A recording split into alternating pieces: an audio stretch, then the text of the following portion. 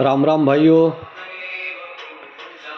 अपने टीएसपी में बीजेपी, कांग्रेस और बीएपी, यह तीन राजनीतिक विचारधाराएं और ये तीन राजनीतिक दल विशेष रूप से सक्रिय हैं और इन राजनीतिक दलों से जुड़े हुए समुदाय विशेष की राजनीतिक महत्वाकांक्षाएं हैं। यह एक तथ्य है। गैर जनजाति जितने भी लोग हैं जो टीएसपी क्षेत्र में निवासरत हैं, उनकी तो कोई राजनीतिक महत्वाकांक्षा नहीं है। किसी को भी मंत्री नहीं बनना है, किसी को भी चुनाव नहीं लड़ना है। ऐसी स्थिति के बावजूद भी यदि किसी दल या किसी विचारधारा के द्वारा गैर जनजाति लोगों का बायकॉट किया जाता है तो यह दिल को ठेस पहुंचाने जैसा कदम है। भले ही वो ऐसा किसी कारण से कर रहे हों, लेकिन यह दिल तोड़ दे जैसा है।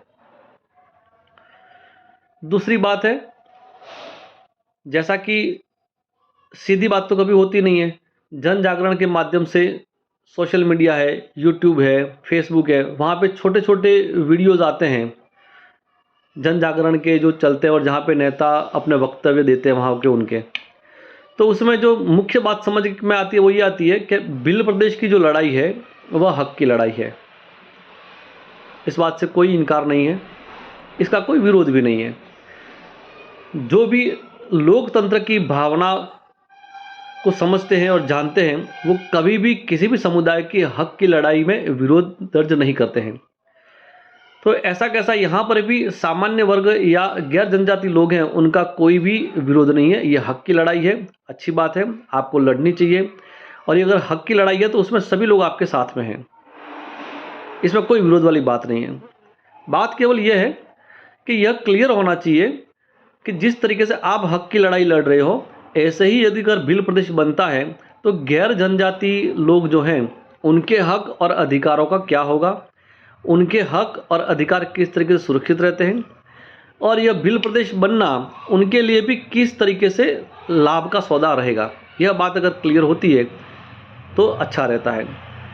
अब इस पर कोई भी अन्य दल वाले भी प्रश्न नहीं करते हैं, जैसे कि जो भाजपा से जुड़े हुए लोग हैं या कांग्रेस से जुड़े हुए जो लोग हैं वो भी प्रश्न नहीं पुट अप कर रहे हैं कि यदि बनता है, प्रदेश बनता है कभी भी, तो ऐसी स्थिति में जो गैर जनजाति लोग जो हैं उनके हक अधिकार, उनकी क्या स्थितियाँ रहती है, उस पर कोई बात खुल करके नहीं की जाती है।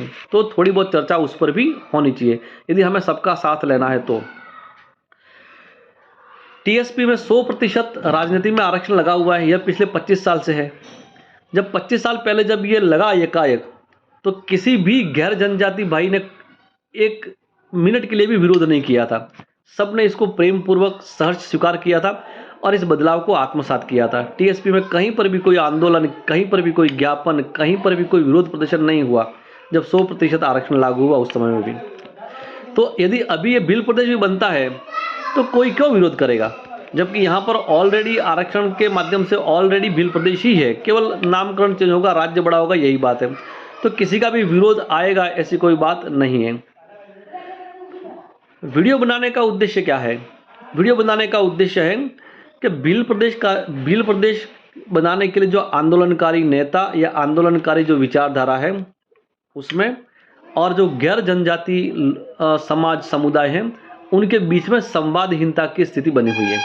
संवादहीनता की यानी कि पिछले 10 साल से ये बात चल रही है, लेकिन उस विचारधारा का कोई भी नेता सामान्य वर्ग के बीच में, ओबीसी वर्ग के बीच में, या जो गैर जनजाति वर्ग हैं उनके बीच में आकर के इस बात को नहीं बता पा रहे हैं या नहीं बता रहे हैं कि यह आंदोलन किस तरीके से उनके जीवन स्तर को भी बेहतर करेगा और उनको भी उनका साथ देना चाहिए।